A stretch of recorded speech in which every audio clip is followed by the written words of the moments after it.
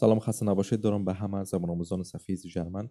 خب دوستای عزیز، ما در یک درس قبل یعنی در درس 17 به کیس اکوزاتیو پرداختم و کیس اکوزاتیو را با کل جزئیاتش بر شما زبان آموزان تشریح کردم. اما درس 18 را یعنی این درس را ما اختصاص دادیم به حروف اضافه در کیس اکوزاتیو. خب قسمی که میفهمین در زبان آلمانی 4 کیس اساسی وجود دارد که عبارت از نومیناتیو، اکوزاتیو، داتیو و گینیتیو می باشد. تا فعلا ما به کیس نومیناتیو و اکوزاتیو پرداختیم، یعنی بحث نومیناتیو و اکوزاتیو را خواندیم.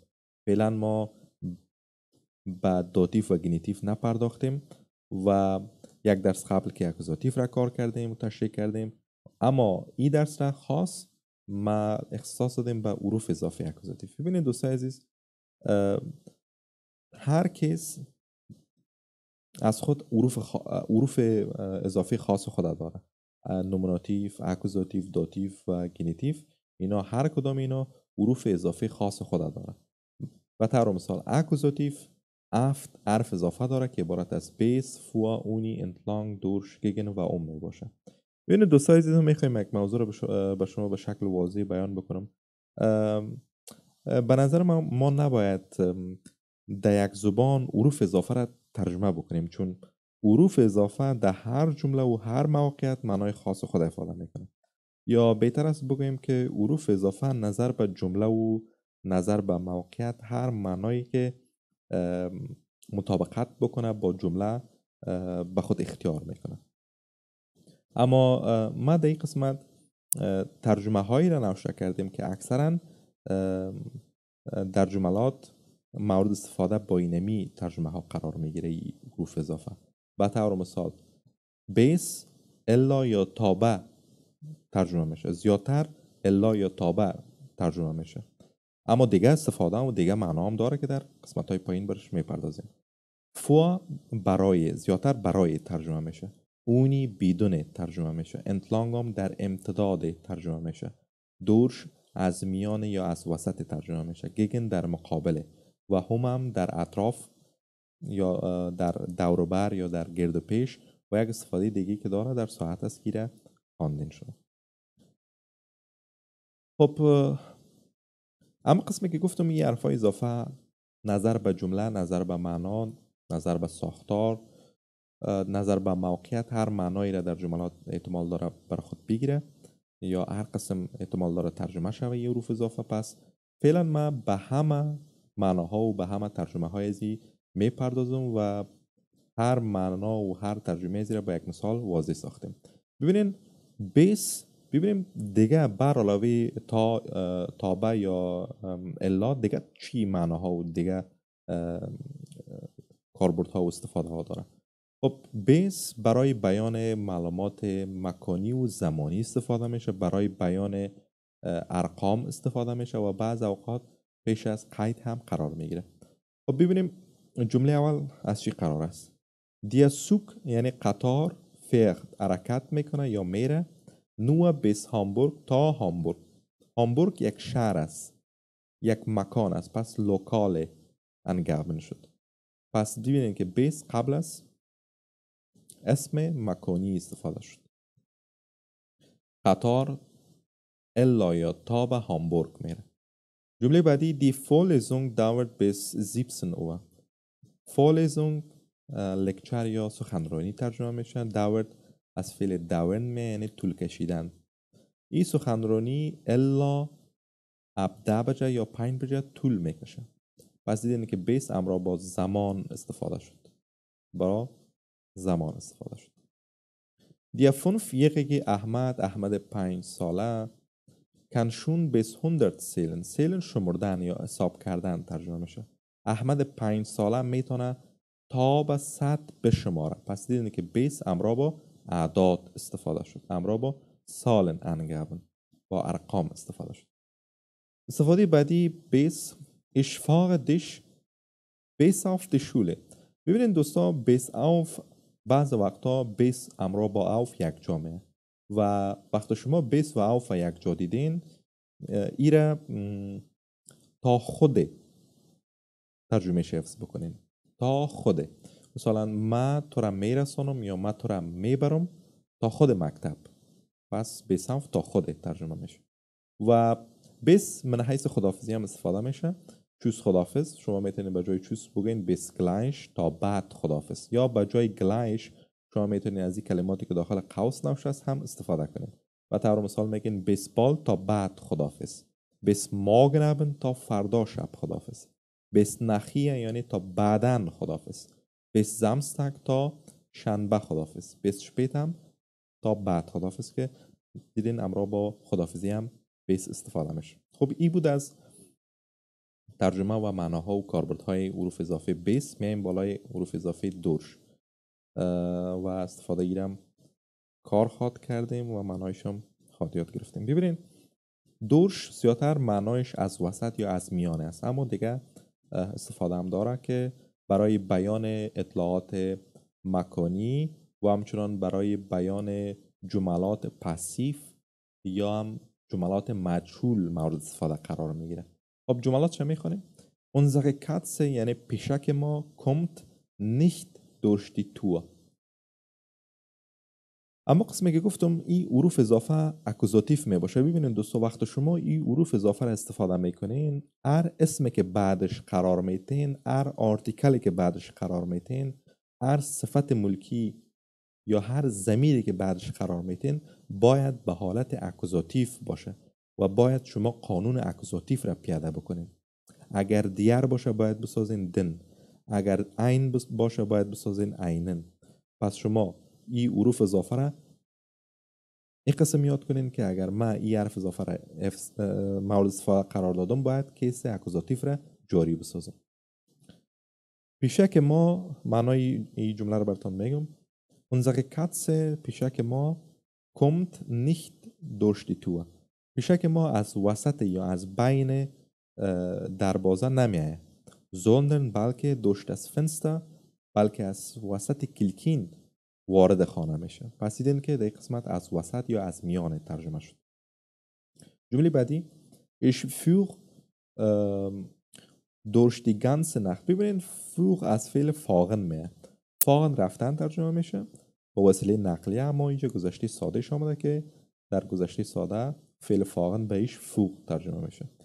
durch die ganze Nacht، ببینید دوش امرا با اگر die ganze Nacht بیا کل شب یا تمام شب ترجمه میشه. ما کل شب را با وسیله نقلیه رفتم.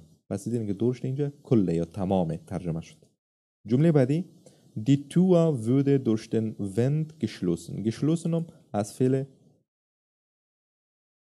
schließen میاد. schließen یعنی بستن. geschlossen شکل پرفکت فعل است یا شکل گذشته کامل فعل است. اینجا در حالت پاسیو یا در جملات پاسیو ست، جملات مجهول استفاده شده. دروازه توسط باد یا شمال بسته شد. پس دیدین که در این قسمت توسط ترجمه شد. پس ما گفتیم که در جملات پاسیو ست، در جملات مجهول دوش به معنای توسط است.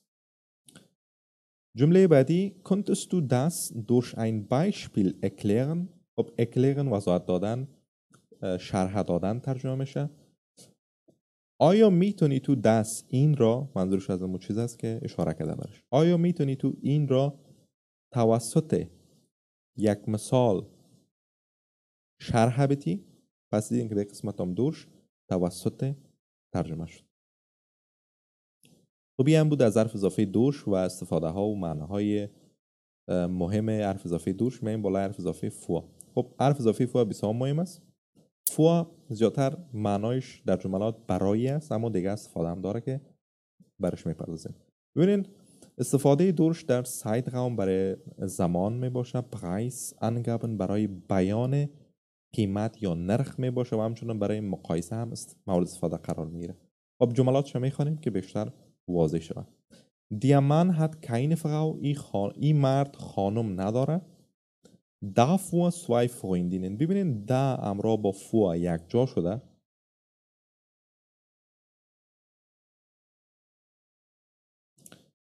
دا امرا با فوا یک جا شده که ترکیب شده. دا با فوا ترکیب شده. در این قسمت شما دا و فوا را وقت ترکیب شده با هم یک جا مورد استفاده قرار بگیره به جای ترجمه میکنیم. Der Mann hat keine Frau. این مرد خانم نداره. Davor zwei Freundinnen. به جایش دو دوست دختر داره. پس دیدین که davor در قسمت به جایش ترجمه شد. استفاده بعدی Ich bin für dich. خب بین میفهمین که از فعل sein می بودن ترجمه میشه. Ich bin für dich در قسمت für طرفدار ترجمه میشه. من طرفدار تو هستم، یعنی من موافق تو هستم، پشتیبان تو هستم، طرفدار تو هستم. Ich bin für dich یعنی من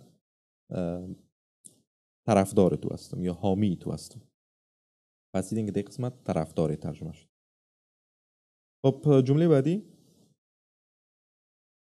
was für. ببینین für با سوال پرسشی was هم بعض وقتا مورد استفاده قرار میگیره که was für چی نو ترجمه میشه. was für یعنی چی نو.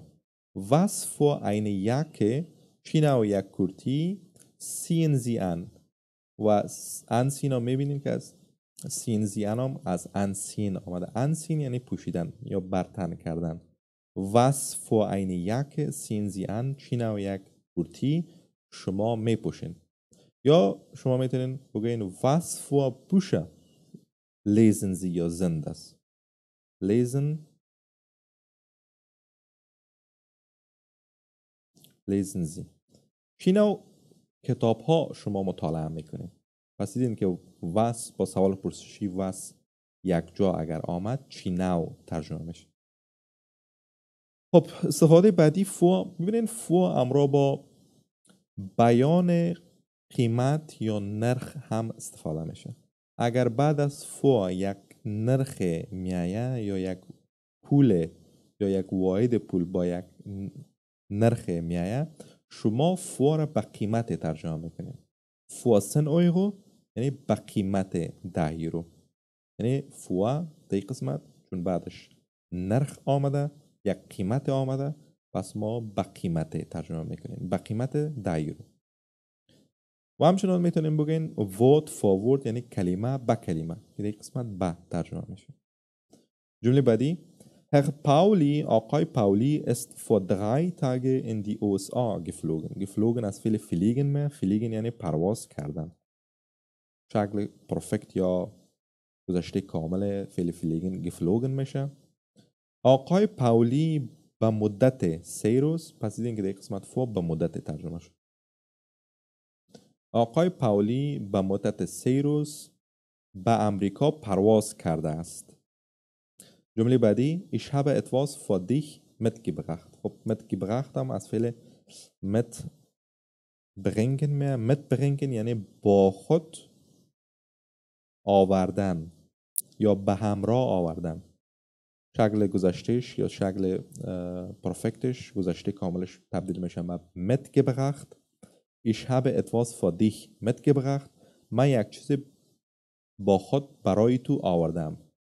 اما قسمی که گفتم بعد از این حرفای اضافه همیشه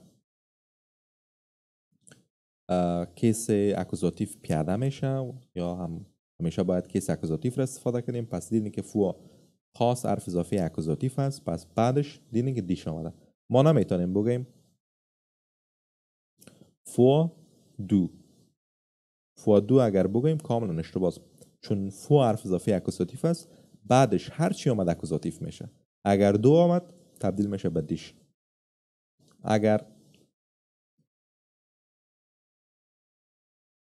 اگر دیار آمد تبدیل میشه به دن. اگر عین آمد تبدیل میشه به عینن. اگر ایش آمد تبدیل میشه به میش. یعنی حرفای اضافی اکوزاتیو بعدش همیشه قانون اکوزاتیو پیاده باید شد. پس متوجه باش. Ich habe etwas für dich mitgebracht یعنی من یک چیز با خود به همراه آوردم برای تو یا برای تو من یک چیز با خود آوردم. خب جمله بعدی Das Haus wird für 250.000 Euro zum Kauf angeboten. خب angeboten از فعل anbieten می. anbieten یعنی در اختیار قرار دادن، عرضه کردن. خب این جمله را مفهومی براتون ترجمه میکنم. این اولی با قیمت، چون بعدش یک قیمت آمده، یک نرخ آمده، پس ما با قیمت ترجمه میکنیم. این اولی با قیمت 250,000 یورو برای فروش، سومکاوف یعنی برای فروش، گذاشته شده است یا در اختیار قرار داده شده است یا در اختیار قرار داده میشه. ببخشید ویت آمده میشه ترجمه میشه. این خانه یا این اولی به قیمت 250,000 یورو به فروش گذاشته میشه. پس دیدین که بعد از فوا یک نرخ آمده به قیمت ترجمه شد. این هم بود از حرف اضافه فوا. میایم بالای حرف اضافه گگن. ببینین گگن زیادتر معنای منفی داره، یعنی در ضد، برخلاف، در مقابل ترجمه میشه، اما دیگه استفاده هم داره که برش میپردازیم. خب استفاده اولش برای ضدیت است. استفاده میتونیم بگیم بر مقابله و همچنان برای ساعت تقریبی یا زمان تقریبی هم مورد استفاده قرار میگیره و همچنان برای بیان ارقام یا اعداد هم مورد استفاده قرار میگیره. خب یک دانه جملات رو میخوانیم و مثالهاش برش میپردازیم، شرح میتونم و شما بیشتر درک خواهد کردین که معنایش به چه شکل است. ببینین Frau Mariam wird gegen 17 Uhr eine Pressekonferenz geben. Pressekonferenz geben یعنی پرسکنفرانس دادن. خانم مریم حدود ساعت 17 یک پرسکنفرانس ارائه میکنه. پس دیدین که در قسمت gegen همراه با چی استفاده شد؟ همراه با ساعت. و چی را بیان کرد وقتی همراه با ساعت استفاده میشه؟ اون Gefähreszeit یعنی ساعت تقریبی. در این قسمت حدود ترجمه میشه، نه در مقابل نه در ضد ترجمه میشه، بلکه حدود یا تقریبا ترجمه میشه. Frau مریم حدود ساعت 17 بجه یک پرنس کنفرانس ارائه میکنه. جمله بعدی Hast du etwas gegen Hosten؟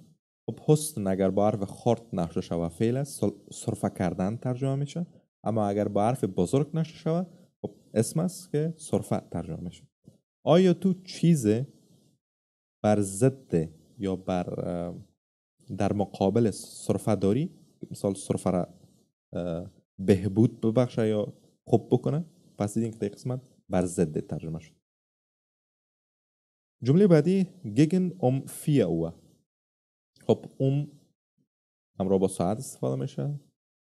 gegen در قسمت حدود یا تقریبا ترجمه میشه. تقریبا ساعت 4 بجه. پس دیدین که در قسمت هم حدود ترجمه شد چون با یک ساعت استفاده شد. استفاده بعدی gegen 1000 Menschen یعنی در حدود 1000 انسان. پس دیدین که در قسمت هم حدود ترجمه شد چون با ارقام یا اعداد استفاده شد. شما میتونید به جای gegen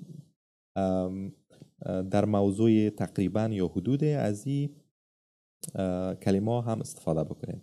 مثلا etwa، ungefähr، rund، circa، اینا هم مثل gegen حدود یا تقریبا ترجمه میشه. etwa، ungefähr، rund و circa اینا هم مثل gegen تقریبا یا حدود ترجمه میشه.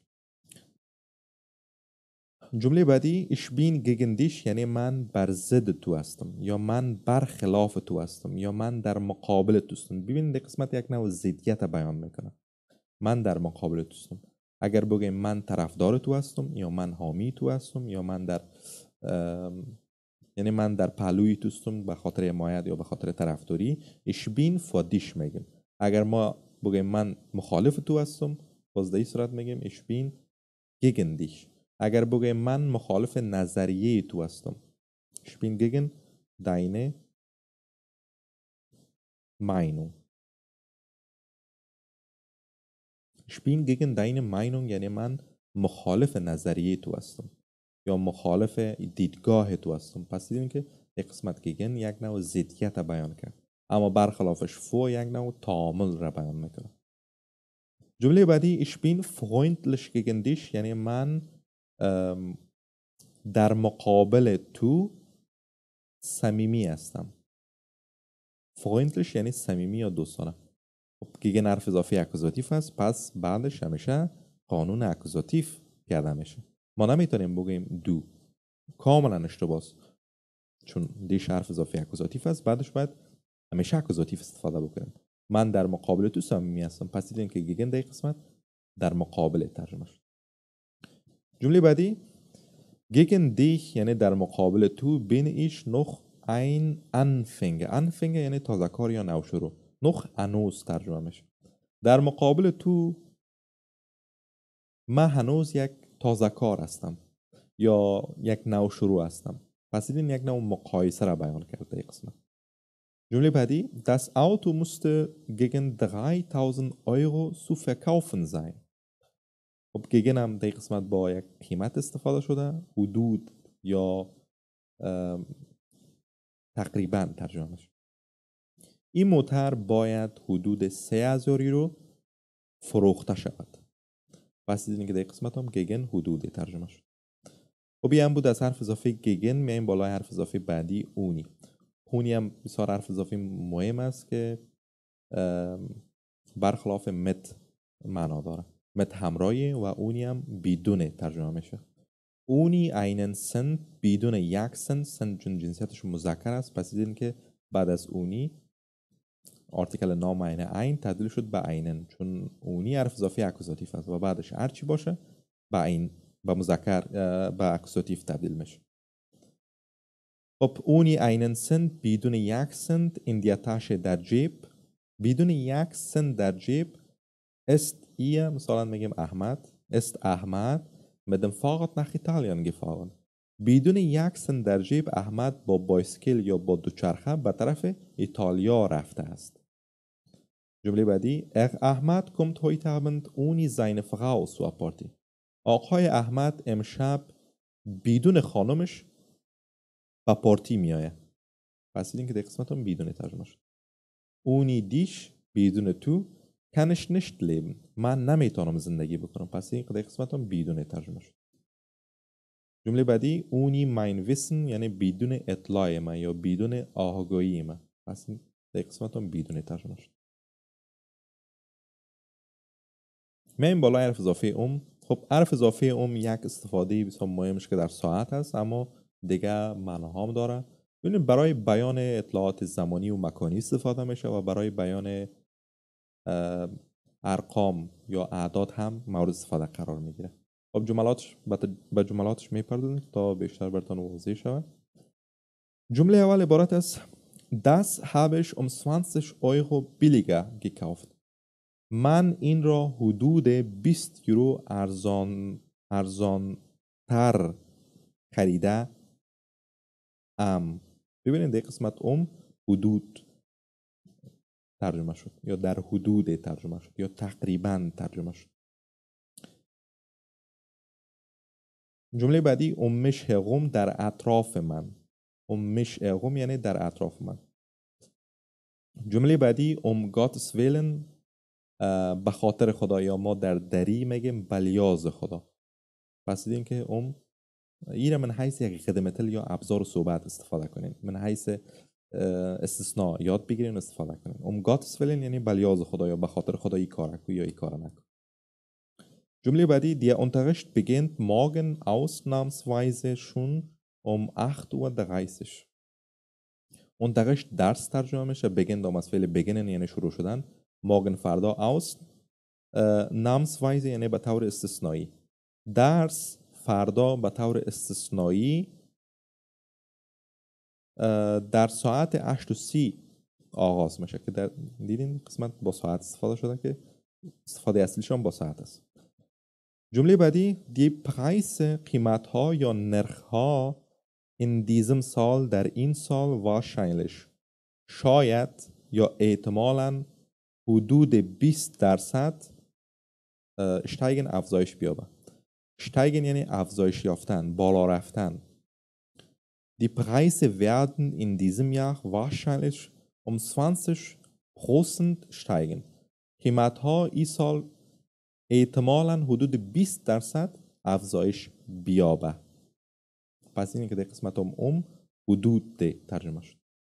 خب این هم بود از حرف اضافه اون. میایم بالای حرف اضافه انتلانگ. ببینید دوستان، انتلانگ هم حرف اضافه اکوزاتیو است، هم حرف اضافه گینیتیو است، اما یک باریکی داره. اگر شما انتلانگ را بعد از اسم استفاده کردین میشه حرف اضافه اکوزاتیو، اما اگر انتلانگ قبل از اسم استفاده کردین میشه حرف اضافه گینیتیو.